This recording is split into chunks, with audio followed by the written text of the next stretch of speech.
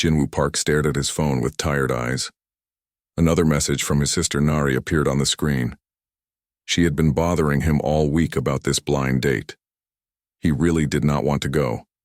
After working 12 hours writing computer code, all he wanted was to go home, feed his cat kimchi, and sleep. But Nari would not stop. She sent 20 messages today alone. She said this woman was perfect for him. She said he needed to stop living like a robot. She said if he did not go, she would come to his apartment and drag him there herself. Jinwoo knew his sister. She would actually do it. So here he was, standing outside an expensive restaurant in Seoul. The place looked too fancy for him. Through the glass windows, he could see people in suits and dresses. Jinwoo looked down at his simple jacket and jeans. Maybe he should have dressed better. Too late now. He walked inside. The host asked for his name and led him to a table near the window. The city lights sparkled outside. Jinwoo sat down and waited. His hands felt sweaty. He had not been on a date in 3 years. Work took all his time. What would he even talk about? Then she arrived. The woman who walked toward his table was beautiful. Not just normal beautiful. She looked like she stepped out of a movie. Long dark hair fell past her shoulders. She wore a simple but elegant dress. But what caught Jinwoo's attention most were her eyes. They seemed to look right through him, like she could see everything about him in one glance. "You must be Jinwoo," she said, sitting down. Her voice was soft but confident. "I am Hana Choi. Your sister told me many things about you." Jinwoo tried to speak, but his mouth felt dry. He grabbed his water glass and took a drink. "Nice to meet you," he finally managed to say. "I hope Nari did not say too many embarrassing things." Hana smiled. "She said you were kind. She said you work very hard. She said you have a cat named Kimchi. These are not embarrassing things." They ordered food. At first, the conversation felt awkward. Jinwoo talked about his job, trying not to make it sound too boring. He explained how he fixed problems in computer programs, how he sometimes worked all night when things went wrong, how his biggest achievement was making a system run faster. But Hana listened like these things actually mattered. She asked questions. Good questions. Questions that showed she was really paying attention. "So when something breaks, you find new ways to fix it?" Hana asked. "You create solutions that did not exist before?" "Well, yes. I guess that is one way to describe it," Jinwoo said. He felt himself relaxing a bit. "Sometimes the old ways do not work, so you have to think differently. Try things that seem crazy. Most people think it is boring work, but I like solving puzzles." "It is not boring," Hana said.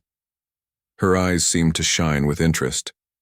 Creation and problem-solving are valuable skills, perhaps the most valuable. The food arrived. As they ate, Jinwoo found himself talking more freely.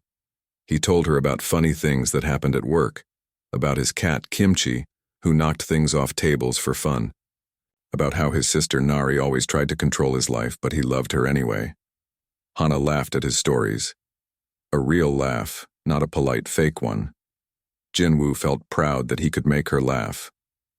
Then Hana started asking strange questions. "Tell me, Jinwoo, what would you do if you faced an impossible situation?" she asked. "Something where all normal solutions failed?" Jinwoo thought about it. "I would try abnormal solutions. Sometimes the answer is not to fight harder, but to fight smarter. Change the rules of the game." "Interesting," Hana said. "And if you had to choose between comfort and doing what is right?" "Doing what is right," Jinwoo answered. "Comfort does not mean much if you have to feel bad about yourself." Hana nodded slowly, like his answer meant something important. But before Jinwoo could ask why she was asking these questions, she changed the subject. "Your sister tells me you never leave Korea," Hana said. "You never travel. Why?" Jinwoo shrugged. "Money, mostly, and work. I cannot take long vacations. But honestly, I think about it sometimes. Seeing new places, meeting different people, experiencing things beyond my small world. Your world is not as small as you think." Hana said quietly. Something in her voice sounded sad. But yes, there is always more to see, more to discover. They talked for 2 more hours. Jinwoo could not believe how fast the time passed. Usually dates felt like they lasted forever. But with Hana, every minute felt too short. She asked about Earth. That was odd. She asked about it like she had never been here before. She wanted to know about human history, about wars and peace, about art and music, about why humans kept trying even when things seemed hopeless. "We are stubborn, I guess," Jinwoo said with a laugh. "Humans do not give up easy. Even when we should probably quit, we keep going. It is both our best quality and our worst." Hana stared at him for a long moment. "Yes," she finally said. "I am beginning to understand that." The evening was ending. Jinwoo did not want it to end. He was trying to think of a way to suggest meeting again when something happened. A small device on Hana's wrist started glowing. She looked down at it and her expression changed. The warm, smiling woman from dinner suddenly looked serious, worried even. She touched the device and a tiny hologram appeared above it. Jinwoo's eyes went wide. That was not any technology he had ever seen. The hologram showed symbols he did not recognize. Someone was speaking in a language that sounded like music and thunder mixed together. Hana's face turned pale. She quickly turned off the device. "I am very sorry, Jinwoo," she said, standing up quickly. "I have to go, right now, there is an emergency." "Wait," Jinwoo said, standing up too. "Is everything okay? Do you need help?" Hana looked at him. For a second he saw something in her eyes. Something huge and sad and ancient. Then she smiled, but it did not reach her eyes this time. "You are a good man, Jinwoo Park," she said. "Better than you know. Thank you for this evening. It meant more to me than you can imagine." She walked around the table and kissed his cheek. Her lips felt warm. Then she walked away quickly, almost running. Jinwoo watched her leave through the restaurant doors and disappear into the Seoul night. He stood there confused. What just happened? Who was this woman? What was that device on her wrist? Jinwoo paid the bill and walked outside. He looked up at the stars above the city lights. Somewhere up there, something was happening. Something important enough to make Hana run away from their perfect date. He did not know it yet, but his life had just changed forever.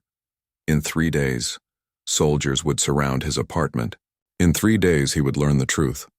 In 3 days, Jinwoo Park would discover that the woman he just met was the most powerful being in 3 galaxies. But tonight, he was just a lonely computer programmer who had the best date of his life. He smiled and walked home to feed his cat. The stars above seemed brighter than usual. 3 days passed. Jinwoo could not stop thinking about Hana. He sent her messages but got no reply. He asked Nari for her contact information, but his sister said Hana had asked her not to share anything yet. That made no sense. The date went well. Why would she disappear? Jinwoo tried to focus on work, but his mind kept wandering. He kept seeing that strange hologram device. He tried searching online for anything like it. Nothing. It was technology that should not exist.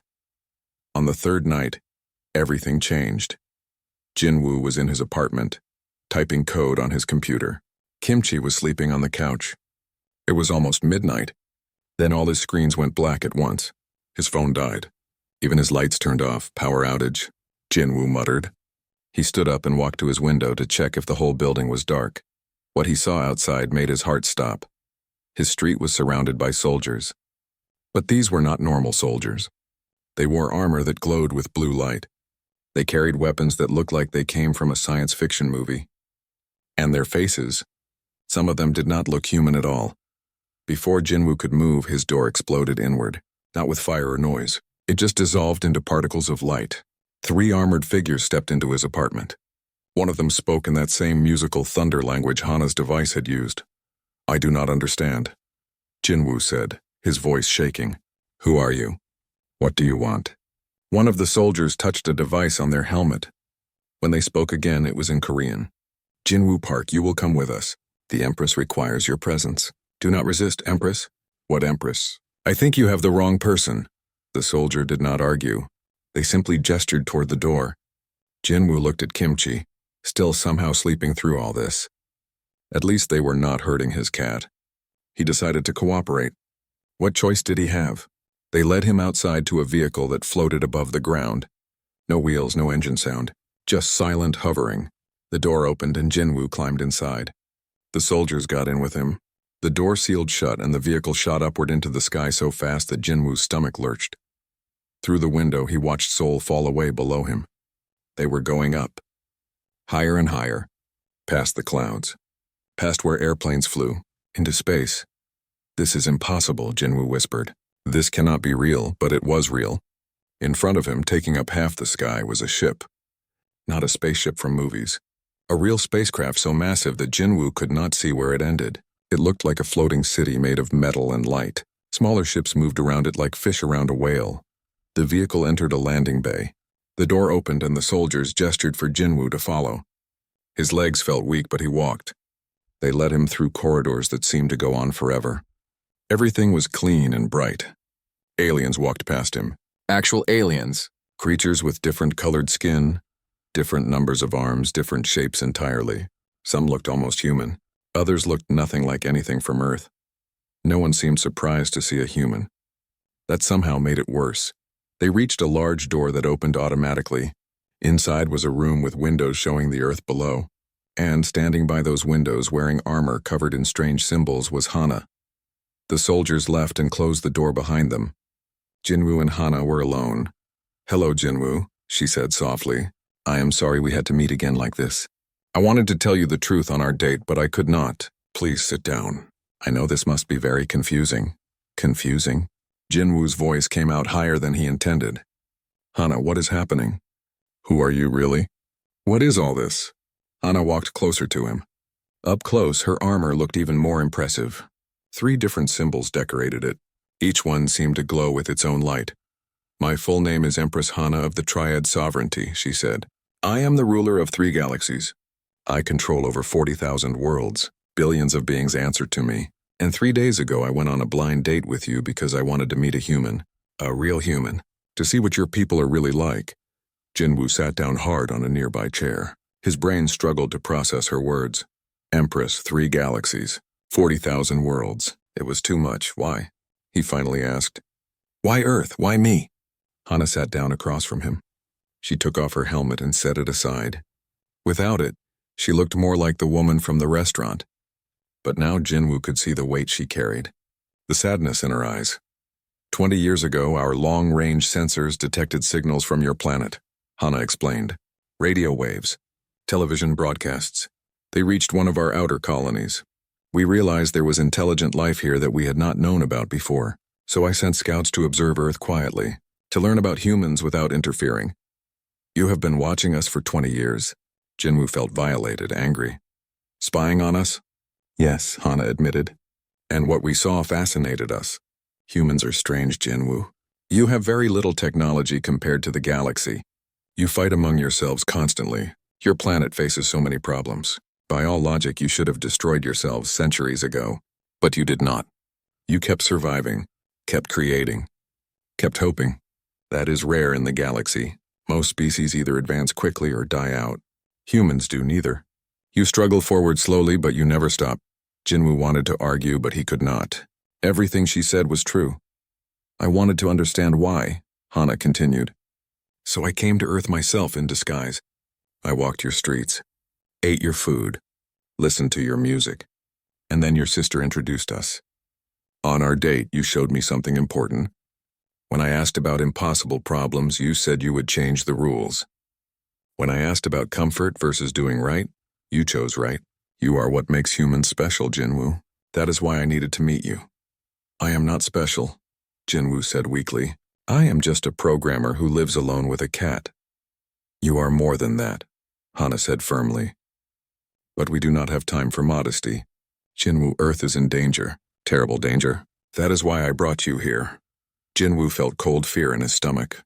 What kind of danger? Hana stood and walked to the window. She pointed at something in space. Jinwoo saw lights moving, lots of lights, ships, hundreds of them. "Another power discovered Earth the same time we did," Hana said. "They are called the Dominion. They are a military empire that conquers and enslaves. They see Earth as a prize to be taken. Your planet sits at a strategic location between 3 galaxies, and human genetics are unique, useful for breeding better soldiers. They want to invade Earth, Jinwoo. Soon. Jinwoo felt like he might throw up. Can you stop them? You are an empress. You have all these ships. I can try, Hana said. But I need something from you first. I need you to help me convince Earth's governments to accept our protection. To join the sovereignty peacefully, because if Earth refuses, if your people fight us instead of the Dominion, then I cannot save you. The Dominion will come and Earth will fall. Billions of humans will die or become slaves. She turned and looked at him. Those ancient sad eyes pleaded with him.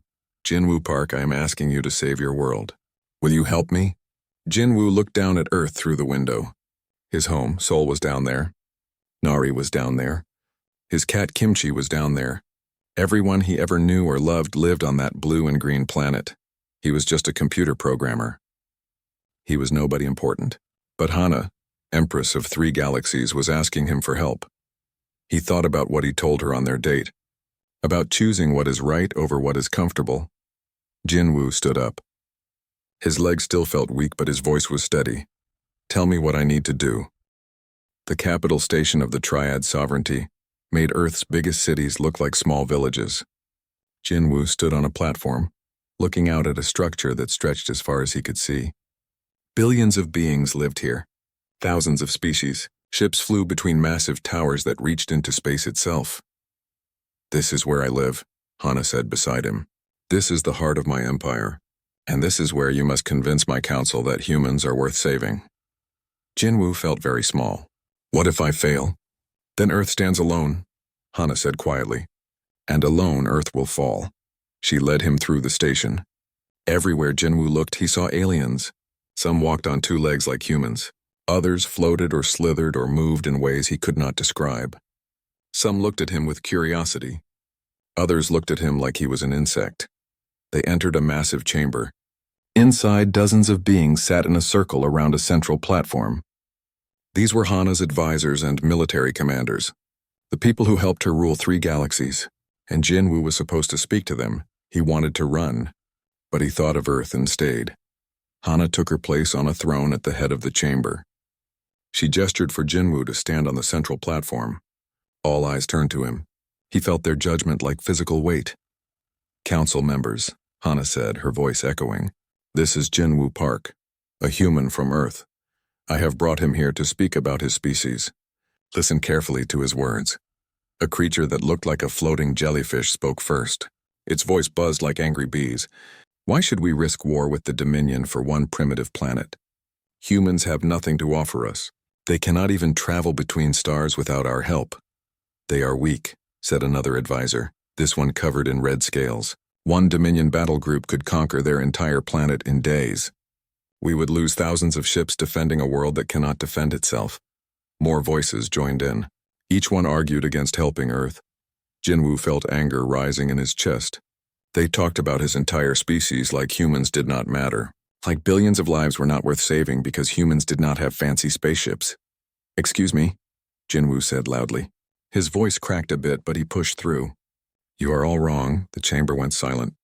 The advisors stared at him in shock. Apparently no one interrupted them much. You say humans are weak because we do not have advanced technology, Jinwoo continued. But you are measuring wrong. Strength is not just about weapons and ships. Humans are strong in ways you do not understand. Explain yourself, human. The jellyfish buzzed angrily. Jinwoo took a deep breath. Humans survive. We have survived ice ages and plagues and wars and disasters. We have been knocked down 1,000,000 times, but we always get back up. We do not give up, ever, even when we should. That is our strength. Stubbornness is not strength, the scaled advisor said. It is foolishness, is it? Jinwoo shot back. When you have superior technology, you rely on it. Your ships break down, you are helpless. But humans, we improvise, we adapt. We win with less. Throughout our history, smaller human armies beat larger ones by being smarter, by thinking different, by doing things the enemy never expected. Empty words, another advisor said, a bird-like creature with purple feathers. You claim humans are clever. Prove it. Hana leaned forward on her throne. Captain Mireille, bring up the Corinthian scenario. A tiger-like alien in military armor stepped forward. She touched a control panel and a holographic display appeared above Jinwoo's head. It showed a star system with ships and planets. "This is a tactical problem we use to train our top commanders," Captain Mirai growled. Her voice sounded like rocks grinding together. "The red ships are defenders. The blue ships are invaders. The invaders outnumber defenders 3-1 and have superior weapons. The defenders must hold this system for 24 hours until reinforcements arrive. Our best strategists have studied this for weeks. None found a solution. The defenders always lose." She looked at Jinwoo with cold eyes. "You have 10 minutes, human. Show us your cleverness." Jinwoo stared at the hologram. Ships and planets in numbers floated in the air. He had no military training. He did not even like strategy games. But he understood problems.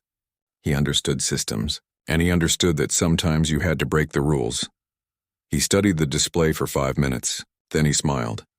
"You cannot win this fight," Jinwoo said. "Not by fighting normally." "We know that already, fool," the scaled advisor hissed. "So do not fight normally," Jinwoo said. He pointed at the display. "Look here. The invaders need to capture 3 planets to control the system, right? But they also need to keep their supply ships safe.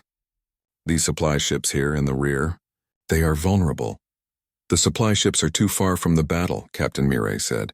"Defenders cannot reach them." "Not with ships," Jinwoo agreed. "But what if the defenders did not use ships? What if they abandoned their fleet, loaded every soldier onto fast shuttles and rushed past the enemy to capture the supply ships instead? The invaders would win the space battle, but they would run out of fuel and ammunition in hours. Then the defenders hiding on the supply ships could retake the system easily." The chamber erupted in noise. Advisors shouted at each other. Captain Mirai stared at the hologram with wide eyes. "That strategy is insane," the jellyfish buzzed. "You would sacrifice an entire fleet." "Yes," Jinwoo said. "But you would save the system. You would win. Sometimes winning means doing things that seem crazy." Hana stood up from her throne. "Run the simulation with his strategy." Captain Mirai's claws flew over the controls. The hologram played out Jinwoo's plan. The defenders abandoned their ships and rushed toward the supply fleet. The invaders destroyed the defensive fleet but then ran out of supplies. The invasion collapsed. The system was saved. Captain Mirai looked at Jinwoo with something like respect. "It worked. This human solved a problem that stumped our best military minds, with an insane plan that actually works." The chamber fell quiet again, but this time the advisors looked at Jinwoo differently. Not like an insect, like someone who mattered. "This is what I tried to tell you," Hana said to her council. "Humans think differently. They find solutions where we see only walls. They take risks we would never consider. And often they succeed because of it. Yes, they lack technology, but they have something we have forgotten. They have the desperation of a species that has survived impossible odds for thousands of years." The scaled advisor spoke more carefully now. "One clever human does not prove the whole species is valuable." "Then test them," Jinwoo said. "When the Dominion comes to Earth, let humans fight too. Give us weapons and training. Let us show you what we can do. I promise you will be surprised." He looked around at all of them. "You can protect Earth without us, or you can protect Earth with us. One way, you gain another territory that depends on you. The other way, you gain allies who will never forget that you saved us. Humans remember our friends, and we never abandon them." More silence. Then Captain Mirai stepped forward and saluted Hana. "Empress, I volunteer to train the human defense forces. If this Jinwoo is an example of their thinking, I want to see what they can do in real combat." One by one, other advisors began nodding. Not all of them. Some still looked doubtful. But it was enough, Hana smiled. "Then it is decided. We will defend Earth, and humans will fight alongside us." She looked at Jinwoo with warmth in her eyes. "Well done, Jinwoo Park. You just saved your world." Jinwoo felt relief wash over him. Then fear replaced it, because now he had to go back to Earth and convince his entire planet to accept this help. And he had to prepare humans for a war against an enemy from the stars. But at least Earth had a chance now. At least they would not face the Dominion alone. As the council disbanded, Captain Mirai walked up to Jinwoo. She towered over him, her tiger-like face looking down at his. "You are either very brave or very stupid, human," she growled. "Maybe both. But I like you. When the fighting starts, stay close to me. I will keep you alive long enough to see if your species is truly as tough as you claim." Jinwoo laughed nervously. I am just a programmer. I am not a fighter.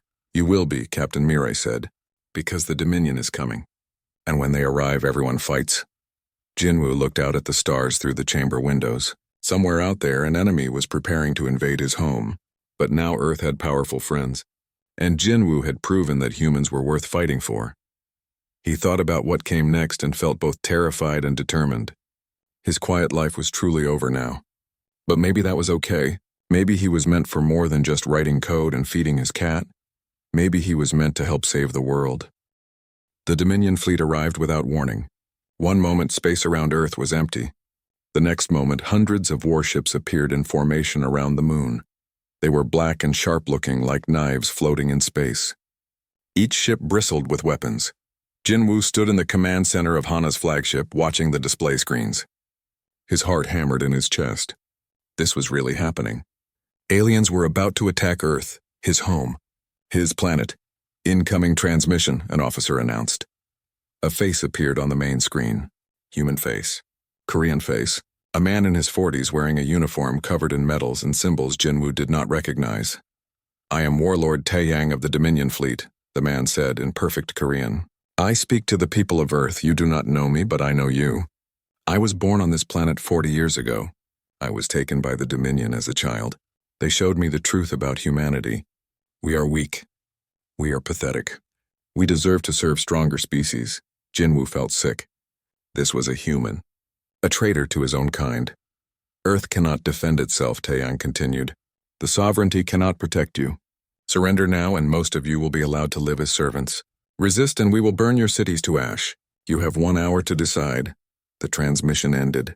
The command center fell silent. Hana turned to her officers. Status report. Their fleet outnumbers us 2-1, Captain Mirai growled. Their ships are older models but still dangerous. If we engage directly, we will win but lose many vessels. And Earth will suffer in the crossfire, Hana said quietly. She looked at Jinwoo. Your people. What will they choose? Jinwoo thought about humans. About history. About every war and every struggle. They will fight. Humans always fight. Even when we should not. Even when it is stupid. We do not surrender to bullies, he was right. Within minutes, responses came from Earth's governments. Every nation sent the same answer, no surrender, never. Hana smiled sadly. Brave and foolish. Just as you described. She turned to her fleet. All ships prepare for battle.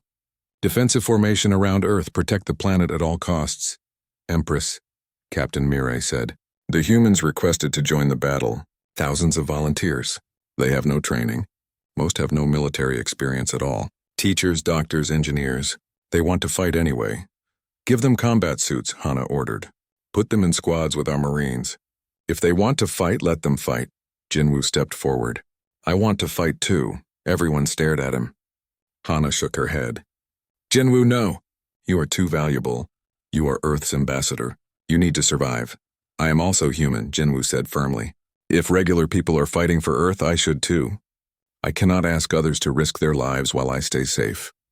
Hana looked at him for a long moment. Then she nodded. Captain Mirai, Jinwoo is yours. Keep him alive. I will try, Mirai growled. But in battle, luck matters more than trying. They gave Jinwoo a combat suit. It was armor that moved with his body, making him stronger and faster. They gave him a weapon that fired energy bolts instead of bullets. They gave him a quick lesson on how not to die. Then the battle began. The Dominion fleet moved toward Earth. Hana's ships met them in space.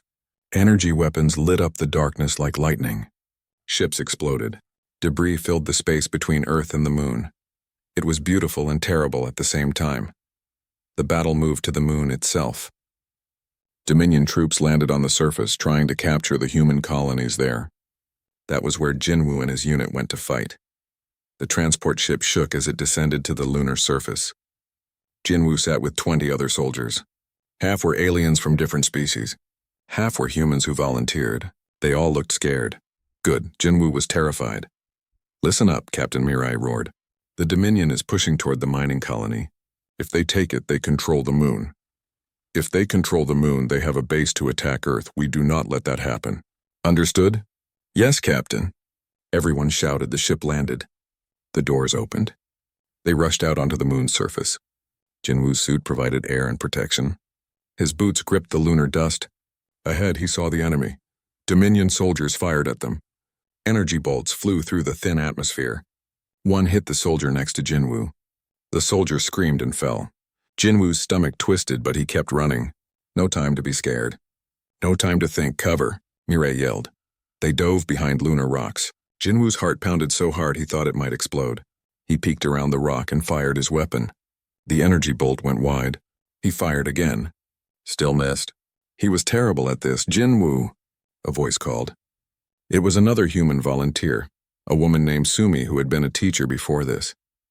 The enemy is dug in behind that ridge. We cannot hit them from here. Jinwoo looked at the situation. The Dominion soldiers had better position. They could shoot down anyone who tried to advance. This was just like the tactical problem on the station. They could not win by fighting normally. We need to flank them, Jinwoo said. Circle around through those craters. That route is completely exposed, Sumi said. We would be open targets. Not if they are looking the wrong way, Jinwoo said. He switched to the squad communication channel. Captain Mireille, I have an idea. A stupid idea that might work. Those are the best kind, Mireille growled. Speak, Jinwoo explained his plan.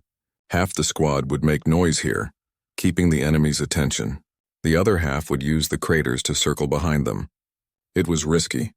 People could die, but doing nothing would definitely get them killed. Do it, Mireille ordered. Jinwoo joined the flanking group. They crawled through lunar dust using craters for cover. Energy bolts flew over their heads. One hit a soldier behind Jinwoo. He heard the scream but could not stop. Keep moving. Keep going forward. They reached the enemy's flank. The Dominion soldiers were focused on the main attack, not watching their sides. Human mistake.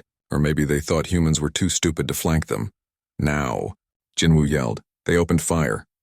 The Dominion position collapsed in seconds. Some enemies fell. Others retreated. The mining colony was saved. Jinwoo sat in the lunar dust, breathing hard. He had just been in combat. Real combat. People died. He almost died. His hands shook inside his suit. Not bad, human, Miri said, walking over to him. You think fast under pressure. That is a rare skill. All around them, the battle continued. In space above, ships fought and died. On the moon, soldiers from 100 species fought for Earth's survival. And the humans, untrained and desperate, fought like demons, reports came in. Human volunteers were performing beyond expectations. They took risks that made alien commanders nervous. They ignored wounds that would stop others. They adapted to situations faster than species with decades of military tradition. One group of human engineers, when their weapons failed, used mining equipment as improvised weapons and drove back an entire Dominion company. Another group of humans, trapped in a colony dome, vented the atmosphere to freeze the enemy soldiers and then fixed the breach before dying themselves. Humanity. Fuck yeah, one alien soldier muttered after hearing these reports. The phrase spread. Soon everyone was saying it. A battle cry for the humans who refused to quit. Hours passed. The battle raged on. Jinwoo's unit pushed forward, capturing position after position. He stopped counting how many times he almost died. He stopped thinking about anything except the next objective. Then something changed. The Dominion fleet began to pull back. At first slowly, then faster. They were retreating. They are running, Mirai said with satisfaction. We hurt them too badly. They did not expect such fierce resistance. On the main display, Warlord Taeyang's face appeared again. He looked angry and surprised. This is not over, Earth, he said. You won today only because you had help. Next time we will bring a bigger fleet. Next time you will not be so lucky. Next time, Hana's voice responded over the channel, Earth will be ready, and we will have something you do not. We will have allies who fight for each other. You only have slaves. The transmission ended. The Dominion fleet jumped away into faster-than-light travel, disappearing from Earth's space. Victory. They had won, but the cost was high. Thousands of ships destroyed, tens of thousands of soldiers dead. The moon's surface was scarred with craters, and Earth knew now that they were not alone in the universe and that the universe was dangerous. Jinwoo returned to Hana's flagship. He was exhausted and covered in lunar dust and possibly blood. He found Hana in the command center coordinating relief efforts. When she saw him, she rushed over and hugged him. You survived. Thank the stars you survived. Earth survived, Jinwoo said quietly. That is what matters. Because of humans, Hana said, pulling back to look at him. My commanders are amazed. Your people should have broken, should have fled. But you fought like you have been doing this for centuries. Captain Mirai said humans are either the bravest species in the galaxy or the craziest, possibly both. Jinwoo thought about all the humans who died today. We are just stubborn.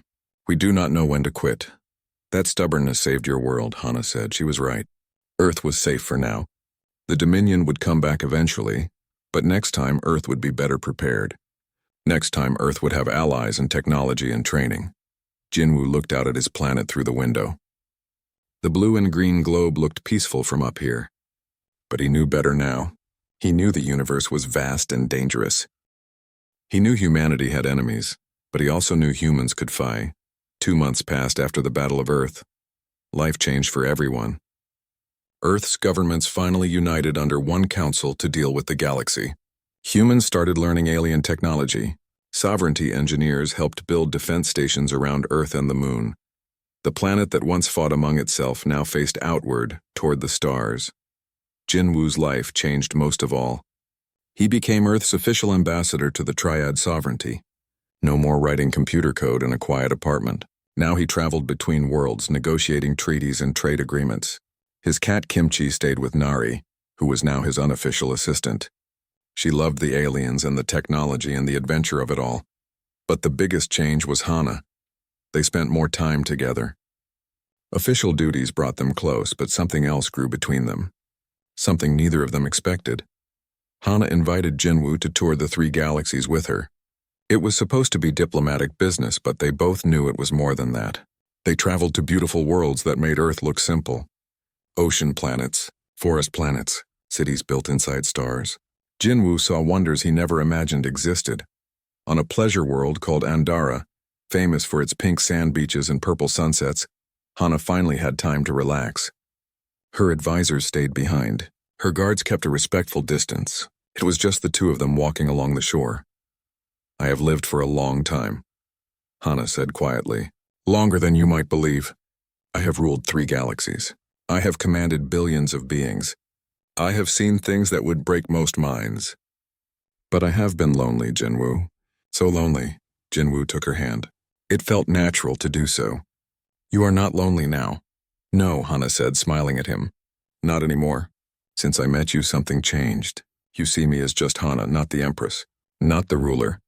Just a person. No one has done that in centuries. You are a person, Jinwoo said. A person who also happens to be the most powerful being in 3 galaxies. But the person part matters more. Hana stopped walking. She turned to face him. The purple sunset made her look even more beautiful than usual. I am going to say something that will complicate everything. But I do not care anymore. Jinwoo Park, I am in love with you. Jinwoo's heart raced. He had been feeling the same thing but was afraid to say it. How could a normal human love an empress? It seemed impossible. But standing here with her, it felt like the most natural thing in the universe. I love you too, he said. I think I have loved you since our first date. They kissed on the pink sand beach under the purple sky. It was perfect. For that moment, nothing else mattered. Not politics, not war.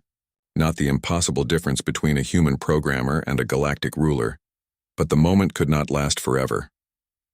News of their relationship spread across the sovereignty within days. And not everyone was happy about it. Back at the capital station, the council erupted in debate. Many of the noble houses opposed an empress marrying a human. Aliens from ancient families argued that humans were too primitive, too new to the galaxy. They said it was inappropriate, scandalous, wrong. The Empress can marry whoever she wants, Captain Mirai growled at a council meeting. She is the Empress. She is the Empress, agreed a noble called Duke Young-ho. He was from one of the oldest families in the 2nd galaxy.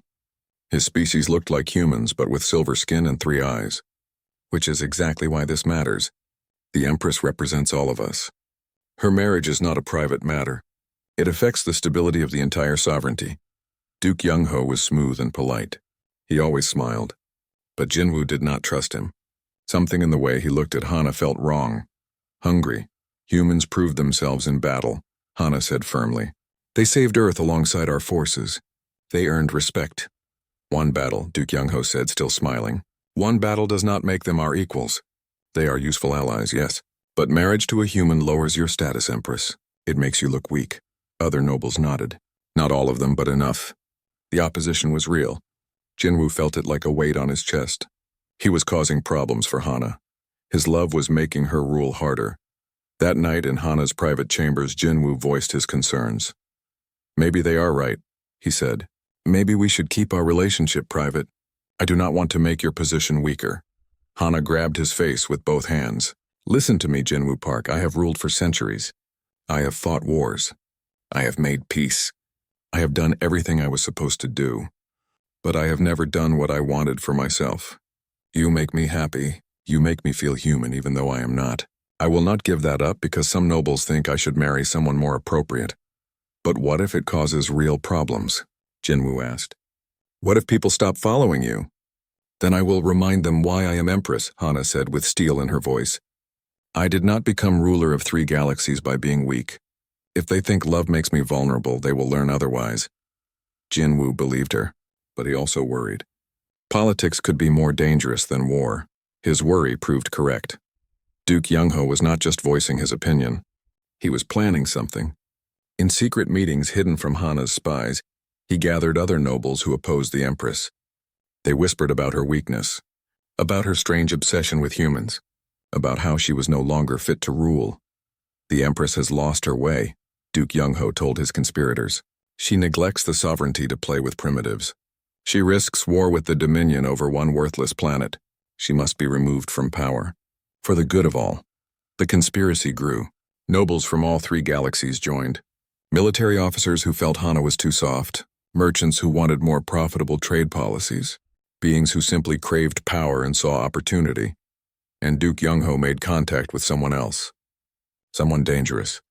Warlord Taeyang, the human trader leading the Dominion fleet, received a secret message. Duke Young-ho offered him a deal. Help remove Hana from power, and the new ruler of the sovereignty would let the Dominion do whatever they wanted with Earth. No protection, no interference. Taeyang agreed immediately. He hated Earth, he hated humans. He hated that his old homeworld rejected the Dominion's strength. Working with Duke Young-ho was perfect. He would get to destroy Earth and hurt Hana at the same time. But conspiracies are hard to keep secret. One of Hana's intelligence officers, a 6-armed being named Subin, caught whispers of the plot.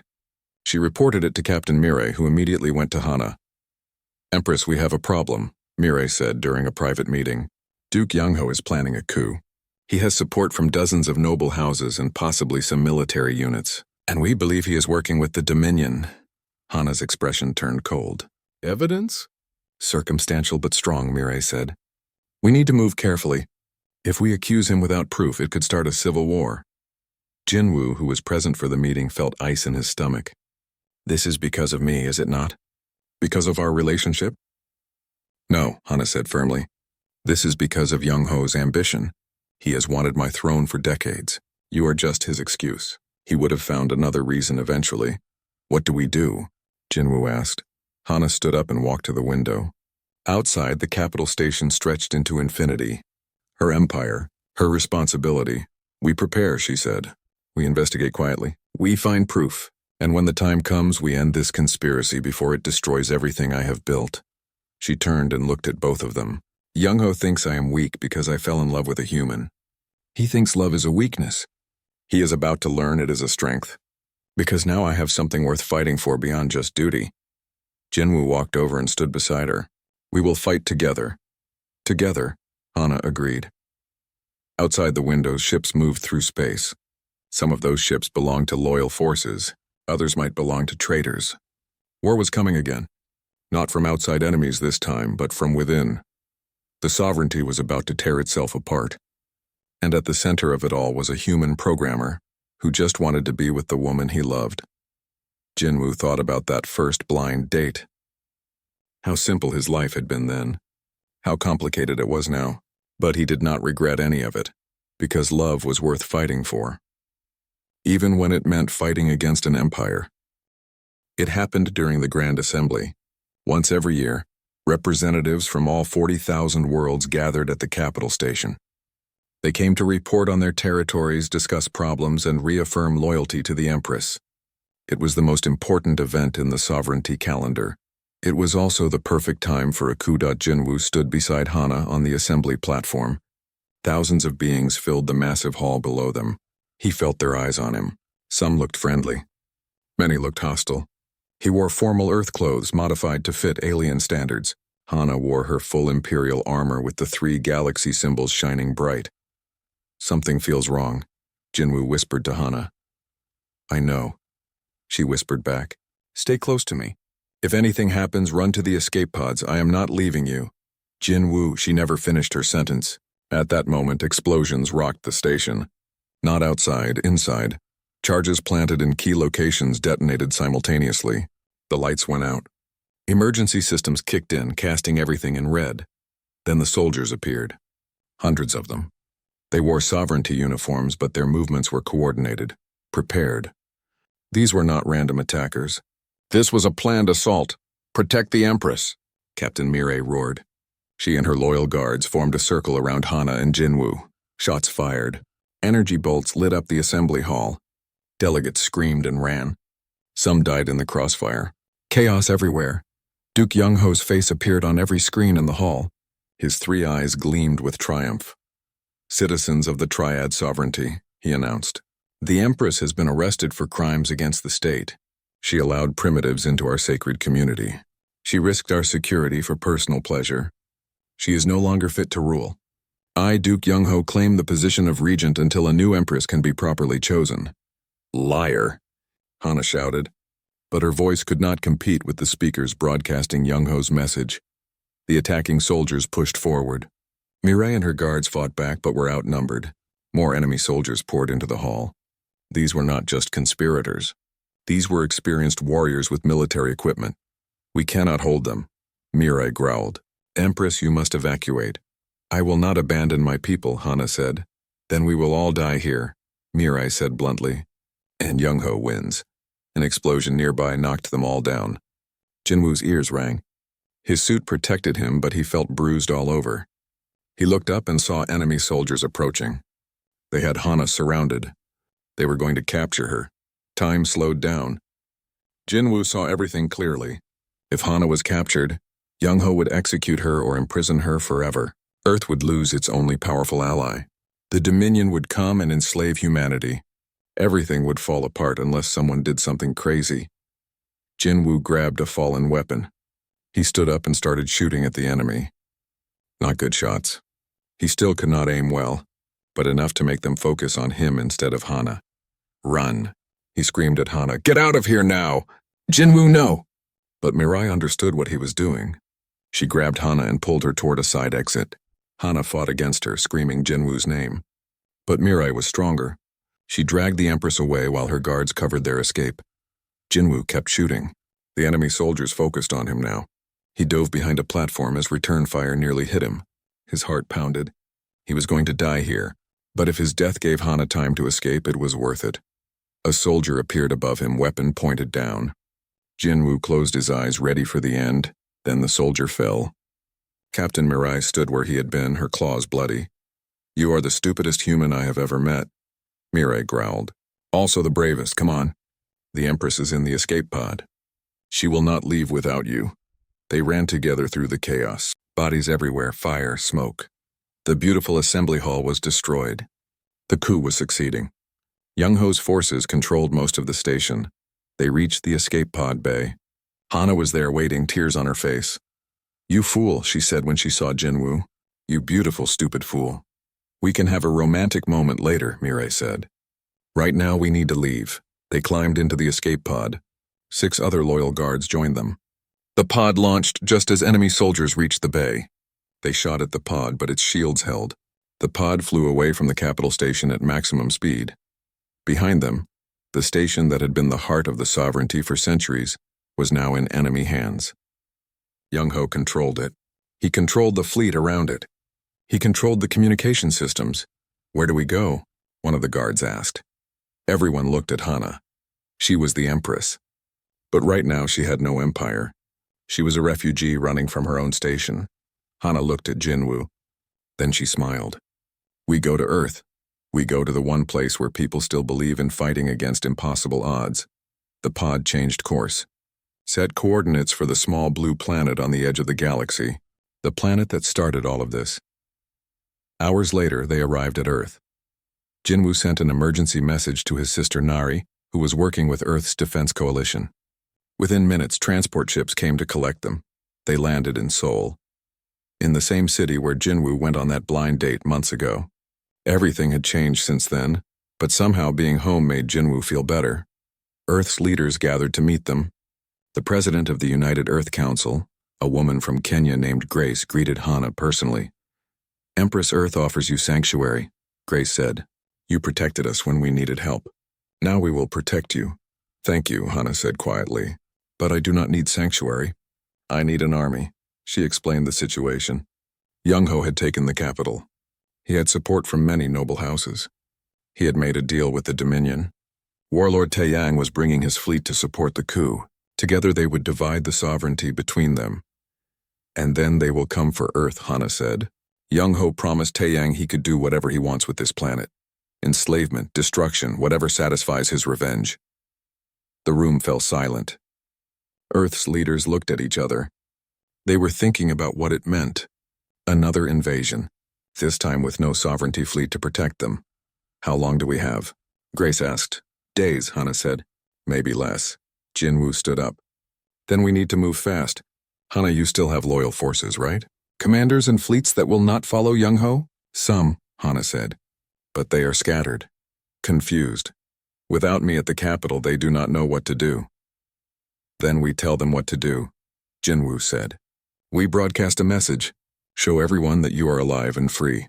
Rally the loyal forces, and we make a plan to take back the capital station."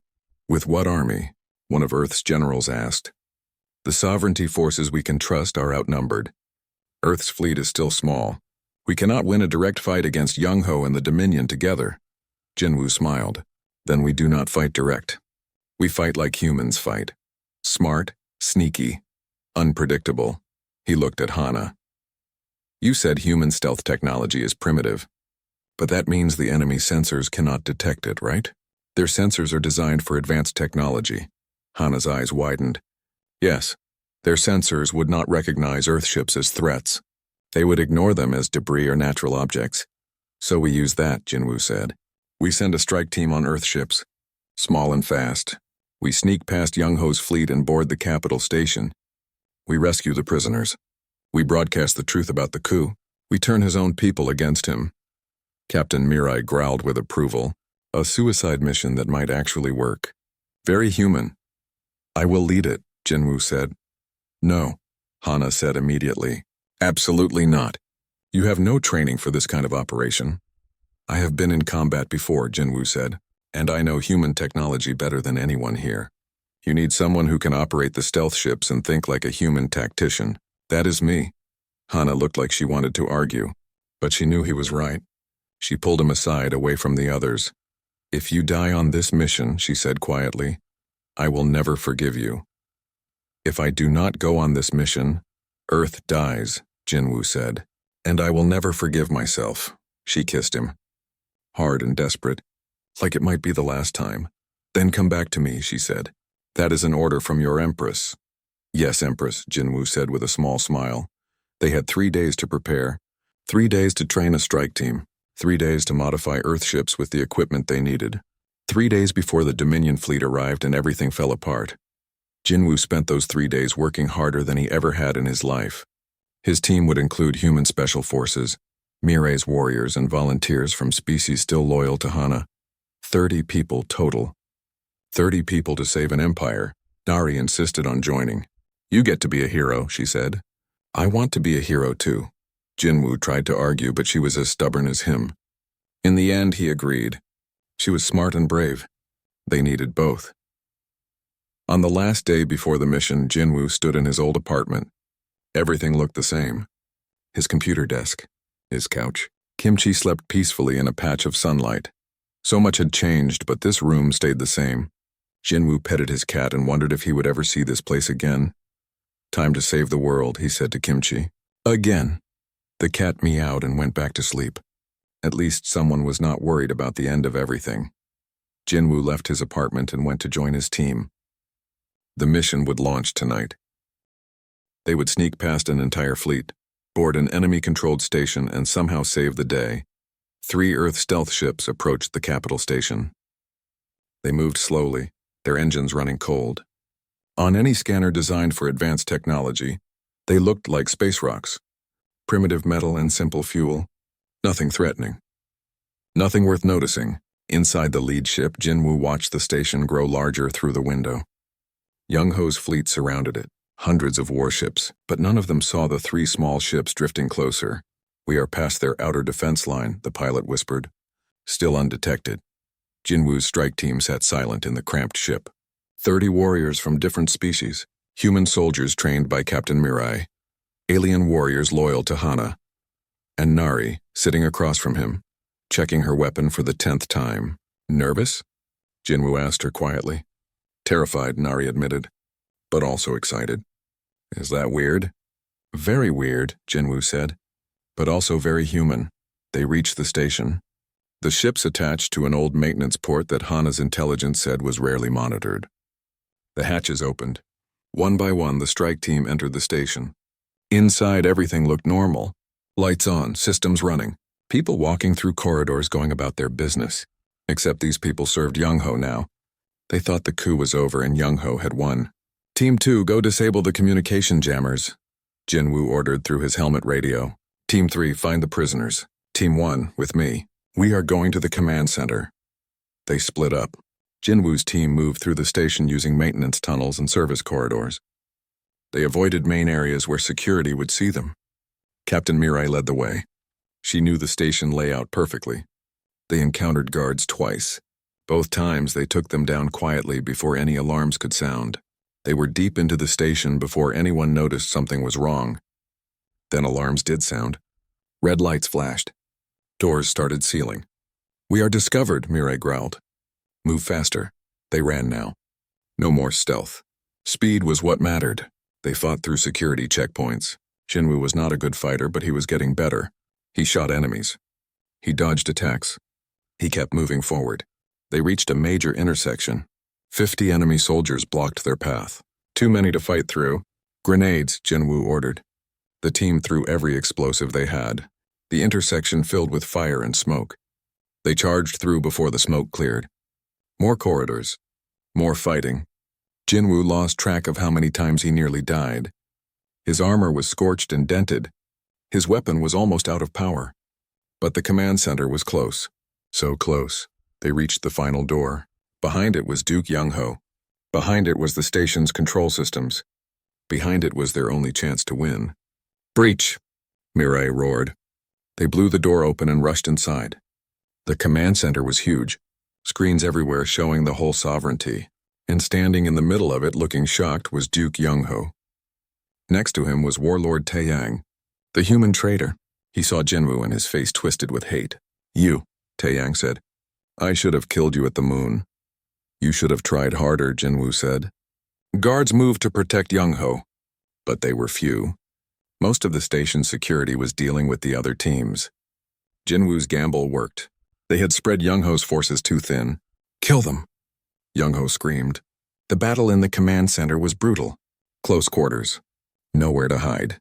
Jinwoo found himself face to face with Taeyang. The older man was bigger, stronger, better trained. "You are just a programmer," Taeyang said, smiling. "What makes you think you can fight me?" "I am also stubborn," Jinwoo said. They fought. Taeyang had the advantage at first. He hit Jinwoo hard enough to crack his helmet. Blood ran down Jinwoo's face. But Jinwoo remembered his technical training. He knew the armor Taeyang wore, Dominion technology, advanced but also connected to their systems. While Taeyang laughed and attacked, Jinwoo pulled out a small device from his belt, a hacking tool he built back on Earth. He threw it at Taeyang's chest. It stuck to his armor. "What is this?" Taeyang looked down at it. "Virus," Jinwoo said. "Earth technology. Very primitive. Your armor does not even recognize it as a threat." The device activated. Taeyang's armor locked up. He could not move. His weapons went offline. He stood frozen like a statue. "That is cheating," Taeyang said. "That is winning," Jinwoo corrected. He punched Taiyang hard enough to knock him down. The human traitor fell unconscious. Meanwhile, Mireille fought through Young Ho's guards. The Duke tried to run, but Mireille was faster. She grabbed him by his silver hair and threw him to the ground. "This is treason," Young Ho gasped. "I am the regent now. The council chose me." "The council was lied to," a voice said from the doorway. Everyone turned. Empress Hana walked into the command center. She was not supposed to be here. The plan was for her to stay safe on Earth. "You should have stayed away," Jinwoo said. "And miss this?" Hana smiled. "Never." She walked to the main control console. Pressed buttons. Screens across the station changed. No longer showing Young Ho's propaganda, now showing Hana alive and free. "People of the Triad Sovereignty," Hana said. Her voice broadcast across all 40,000 worlds. "You were told I was arrested. You were told I committed crimes. These were lies."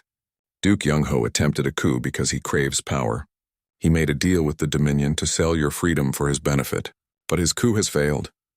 She turned to Young Ho, who lay on the ground, bleeding and defeated. "You said my love for a human made me weak," Hana said coldly. "But that love gave me something to fight for beyond duty. It reminded me why I rule in the first place, to protect those who cannot protect themselves. You forgot that. You cared only for power." She turned back to the screens. "Young Ho is under arrest. So are all who supported him, but I show mercy to those who were deceived. Those who followed him out of confusion rather than greed will not be punished. Return to your duties. Return to your loyalty. The sovereignty endures." Cheers erupted from screens all over. Loyal forces across the station were rising up. Young Ho's conspiracy was collapsing. "The Dominion fleet," Mireille said, looking at tactical displays. "They are still approaching. Warlord Taeyang's forces are hours away." "Then we prepare for battle," Hana said. "But this time we know they are coming. And we have something they do not." "What?" Young Ho asked bitterly from the floor. "Unity," Hana said. "Real unity. Not slaves and conquerors, but allies who fight for each other." She sent orders to the fleet. Loyal ships moved into defensive positions. Earth's defense coalition was coming too. Small ships, but many of them. And they had human pilots. Pilots who thought differently. Who fought differently. When Taiyang's Dominion fleet arrived, they found an enemy ready for them. Not scattered and confused. Not divided by coup and conspiracy. United and strong. The battle was shorter than the one at Earth. Human pilots flew impossible patterns that confused Dominion targeting systems. They made attacks from angles that should not work but did. They turned the fight into chaos, and humans were good at chaos. Sovereignty ships, now fighting with clear purpose, pushed the Dominion back. Their weapons were better. Their numbers were greater. And they were fighting to protect something they believed in. Taeyang's fleet broke. Some ships were destroyed. Others retreated. The Dominion was defeated again. This time completely. On the station, Jinwoo watched the battle end. He was exhausted, wounded, covered in blood and dust, but alive and victorious. Hana came to stand beside him. She was also wounded. They were both a mess, but they were together. "You disobeyed orders by coming here," Jinwoo said. "I am the Empress," Hana said. "I do not take orders." "Fair point." They watched Earth appear on the screens. The small blue planet that started everything. That changed everything. Days later, Hana called another grand assembly, this time with much better security. Representatives gathered again. The hall was repaired. Order was restored. Hana stood before them all and made an announcement. "I have ruled 3 galaxies for centuries," she said. "I have seen empires rise and fall. I have learned that strength comes not from domination but from cooperation. Today I announce a reformation. The Triad Sovereignty will become the Quad Sovereignty. A 4th galaxy will be added to our union, a galaxy of humans and those who wish to join them. Earth will be its capital." Gasps from the crowd. Some excited. Some shocked. "Furthermore," Hana continued, "I announce my intention to marry Jinwoo Park of Earth. He will become imperial consort. Those who object may voice their concerns now, but know that my decision is final." Silence, then slowly applause. Not everyone was happy. Some nobles still looked angry, but enough people approved. Enough people had seen what humans could do. How they fought, how they survived, how they thought differently and won because of it. Duke Young Ho and his conspirators were imprisoned. Warlord Taeyang was captured and would face trial. The Dominion, beaten twice, retreated to their own space. Peace returned to the galaxy. Months later, Jinwoo stood in his old apartment one more time. It looked the same, but he was different. Soon he would be Imperial Consort. Soon he would help rule 4 galaxies. Kimchi meowed and rubbed against his leg. "I know," Jinwoo said to his cat. "It is crazy. A blind date turned into saving the universe."